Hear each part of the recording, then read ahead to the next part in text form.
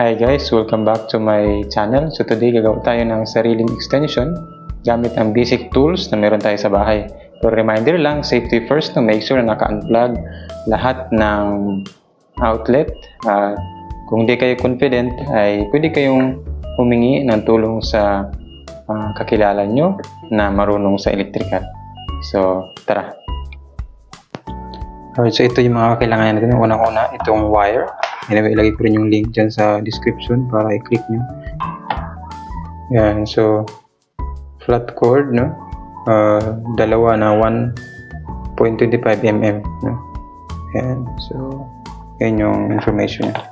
Tapos, of course, depende kung gaano kahaba yung need nyo. Depende sa pangailangan nyo, no? Pangalawa, itong 4 gang na outlet.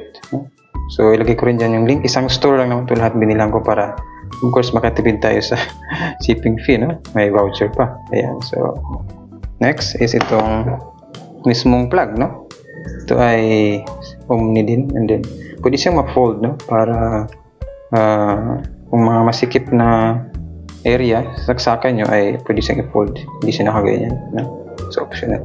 Alright. So, next, kailangan natin itong gunting. Ito ay pang cut ng wire mamaya. Okay. And then, screw para paghigpit at pagtanggal ng screw dyan. Screwdriver. Okay. Next is this tester. So, ito ay optional lang naman kasi pwede naman kayo mag-test. Pwede kayo magsaksak ng electric fan para malaman nyo na working yung outlet. Okay. So, tara. Proceed na tayo. Paano gawin? And so, step number 1, of course, sukatin natin gaano yung need natin ng wire. So, sa case ko, kailangan ko ng 2 meters. So, sukatin ko mga 2 meters. Ganyan. Isa para to doon sa saksakan ng piano. Dalawa. Yan. So, mga 2 meters na to. So, ikat na natin dito. Okay. Yan. Gamitin ang gunting para putulin ang wire. So, kung mayroon kayong pliers, pwede din naman gamitin ang pliers. Next ay hiwain natin to, no? Gamit ang gunting. Meron naman yung dyan, gunting. Ito. Sa gitna. Okay. Laki lang. Then hilahin nyo na siya ganyan. Siguro mga ganyan lang kahaba. 1 inch. Yan. Kasi para yan dito sa outfit natin. So, next is mag-cut tayo mga ilang centimeter ba yan? Tamang ma-fold siya doon sa mismong extension dito mamaya. So, sa case ko, dito sa kabila. Kasi nagawa ko na to. Ito, ganito siya after, no? So, demo ko lang paano gawin. So, tansyahin nyo lang siya. Ganyan. Make sure lang na huwag nyo masyadong diinan yung gunting, no? Kasi maputol yan. Ang kailangan lang natin ay ma-remove yung white. Yan, okay na siya. Ganun. Tapos, make sure na pagsamasamahin nyo lahat ng mga strand para make sure na walang sobra, no? Para safe, hindi mag-iwas short circuit. Yan. Pero kung meron kayong wire stripper, pwede nyo gamitin. Ito ay basic tools lang para may magamit. Magawa kayo. Meron akong wire stripper na sa nasakyan, hindi ko nakuha. So yan, so ganyan na siya, no? After that, so ready na yung wire natin, ay buksan na natin to gamit ang screwdriver. Okay.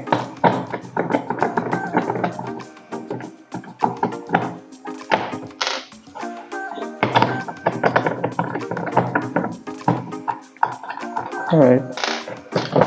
Tapos, buksan natin. Yan. So, ito yung laman niya, no? I-zoom in ko lang. Yan. So, ito yung mayroon sa itong clip. So, kailangan tanggalin nyo rin to.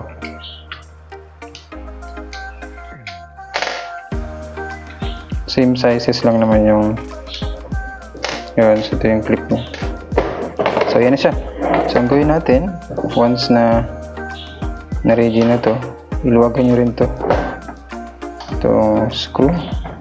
Of course, gamit pa rin natin yung screwdriver. Tapos, i-fold nyo siya ganyan. Pwede na naman to i-remove lahat. May iba kasi, yan. Para sure na kaipit siya. Magnet ba ito? Ay, magnet. Okay. Ipit nyo siyang ganyan. Yan. Shoot na siya, no? Yan. So, make sure na naka-clip siya. At saka make sure na walang himulmul na mga or walang mga hibla dyan na kalat-kalat. Tapos, ipit na siya dito. Ito yun sa kabila. Pwede nyo ganyan. Para, yan, ganyan na siya, no? Ipit na siya. Yan. Ganyan na siya, ganyan. Pwede siya sa side. O pwede rin doon sa kabila. Higpit natin. Make sure na higpit, no? Higpit talaga siya. Yan. Right, so sorry. Yan, higpit na siya. Pwede siyang i-daan dito pa ganyan. Kasi adjustable naman to. Yan. Tapos yun, sa kabila. Para pupunta siya dito.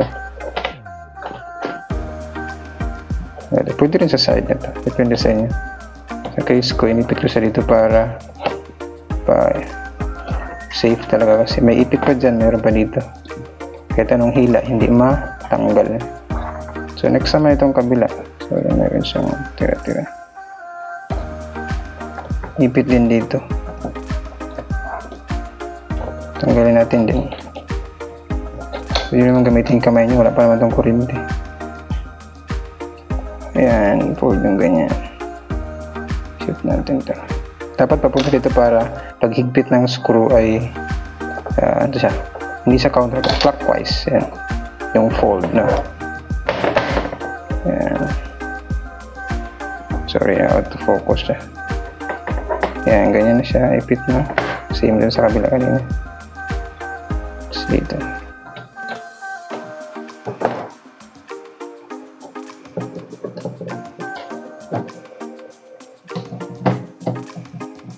Higpit natin. Make sure na mahigpit.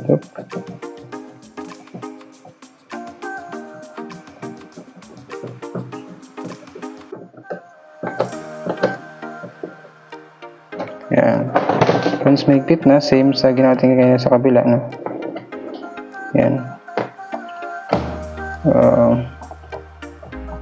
Ipit din dito. Yan. Para sure na ano siya, matibay sa hila, dami liko-liko.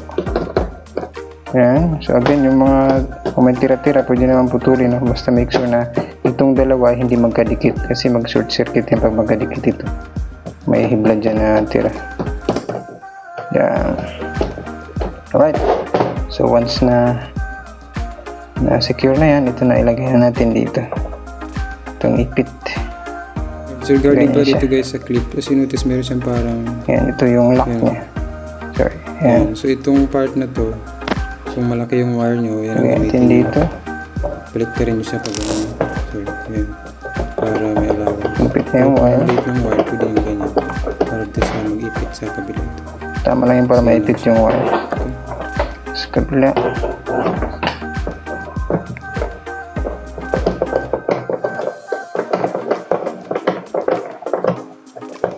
Right.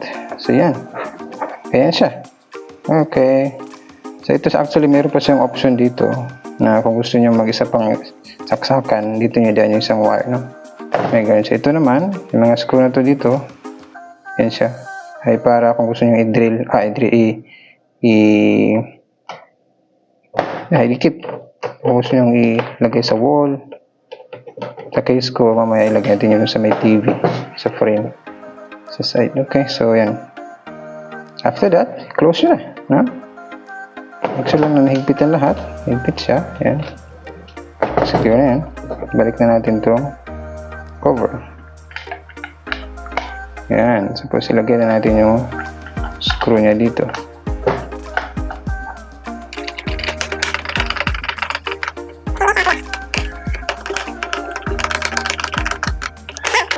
So, ito na yung mismong outlet natin. Ngayon naman, punta tayo sa kabilang dulo. Dito na yung kabilang dulo. Ang kailangan natin is ito, no? So, dito naman din siya ilagay sa mismong plug. So, same. Tanggalin natin to.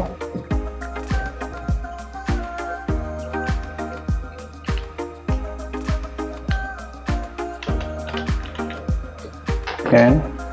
Tapos, ito siya. Kasi may ito kailangan itong mag-haircut. So, ito yung style niya, no? Meron siyang dito mo sa i-shoot yung wire. Ito meron din siyang clip. Pang higpit ng wire. Tanggalin natin. Safe na safe ito na outlet. Iwas buhol. Okay. Yan. Line lock. So, tuluwagan natin. Dito kasi natin i-shoot yung mismong wire mamaya. So, make sure lang na, meron naman siyang stopper, no? Pag agad na siya, hindi na siya magtuloy. Hindi mo rin siya matanggal. Yan. Hanggang ganyan lang siya. Tama lang na ma-shoot mo dun yung wire. Yan. So, ang gawin natin, since medyo maliit tong wire natin, no? Ang ganyan lang siya, maluwag. Pwede siyang i-fold. Dalawa.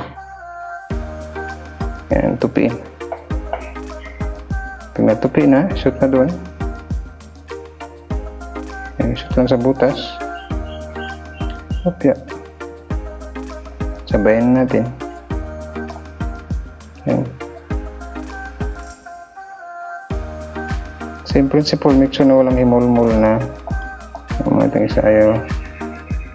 Yan. So, pag na-shoot na siya, shoot na talaga doon. So, natin i-lock.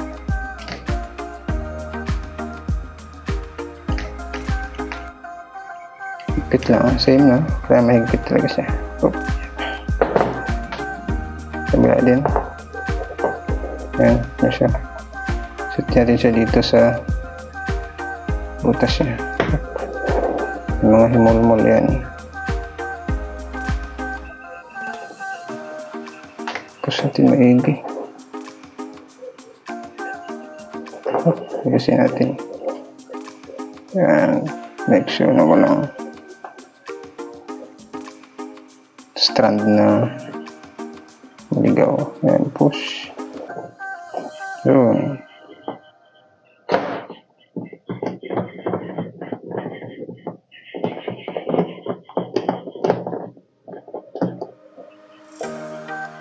Yan. Okay na siya. So, once na higpit na, i-fold natin ganyan. Same dun sa kabila kanina. Yan. Tapos, ibalik itong lock. Para sure na hindi siya makawala. Ito nung hila. Op. Wala din.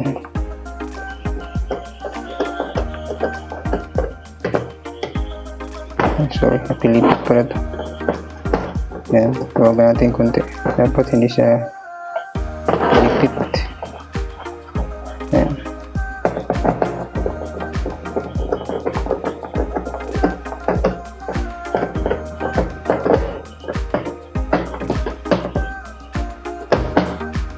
Alright.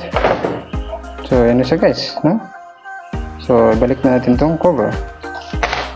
Okay. Yan. Yan again, bago nyo i-cover, make sure na wala ring mga himul-mul na natira na ano dyan para sure na hindi mag-short circuit. Yan. Alright. Higpitan natin to. Make sure na mahigpit yan. I-testing na natin siya ngayon. Alright. So, at this time, i-testing na natin. No? So, isaksak natin to. Yung dulo niya dito sa outlet. Ayan. Tapos, ang kabilang dulo, i-tester natin. Of course, ito yung gamit kong tester, no? So, make sure na nakalagay siya. Again, optional to. Pwede naman magsaksak kayo ng electric pan. Yung test niyo kung gumagana. Sa case ko ay gamitan ko na tester. So, ito ay analog. Pwede kong ilagay sa 220. Nakasaksak na to. So, testing natin kung ilang zoom ito. So, ito kabilang terminal dito sa kabila. Yun. So, pumalo siya ng 250. So, okay na siya. 250. 20 lagi sa 1,000. So, ibig sabihin, okay na itong outlet natin. Okay, din sa 1,000. Ayan, papalo dapat siya sa 1,000 is 10 ang gamitin natin. So, dito. 220 volts. So, dapat somewhere here. Tama. So, working yung ating outlet na. So, yun lang guys. God bless. Ganyan lang kasimple, no? Ang sana ay meron kayo natutunan. At huwag kalimutan mag-subscribe sa ating YouTube channel kung bago ka pa lang sa ating channel. Ito yung TV rack ko pala guys. No? So yan. Dito ko ilagay yung extension. Side ito sa baba. Ito ko siya idikit. Yan. Yan natin siya idikit para hindi mahila-hila. No? Yan. So, gawin na natin.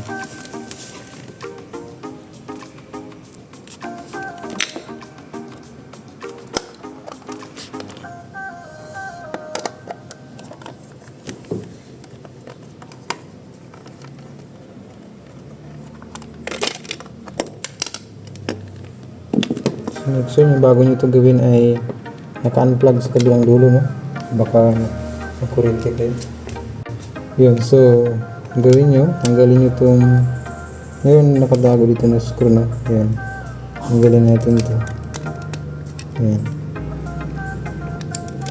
medyo lumitayin na siya. Tapos dalawa naman ito. Yan, itong isa. Yan. So dito nyo sa pwede sa nyo kung sunod pahaba o pa ganyan. Okay, gusto ko ganyan. Pa ganyan para maganda tulog. So ito banda. Yan. Bilid na. Meron din ditong butas ito. Yung purpose nito, may butas sa ganyan ilagay, kabilaan nyo. Yung sa kabila. Kung meron pa tayong extras, pwede nyo ilagay ko. Nakaabangan nyo siya. Ito ang dalawa lang yun. So, isa din. Ito sa kabila.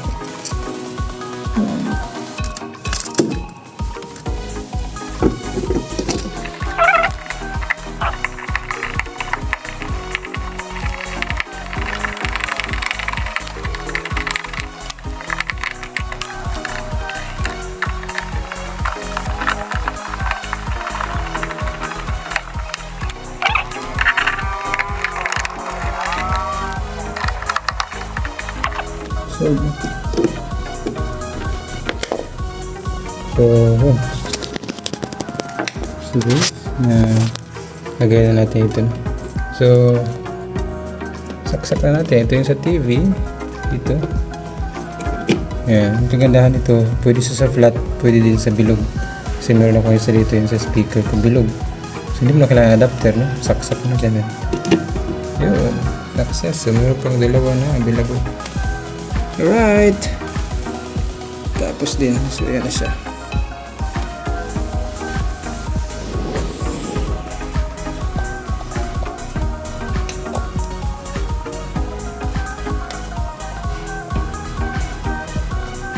I-testing natin kung gumagana na ang outlet natin. Saksak natin itong ilaw. 1, 2, 3. Hop. 1. Yun. So working na siya guys. Yun. So okay na yung outlet natin. Alright. Lagay na dito din.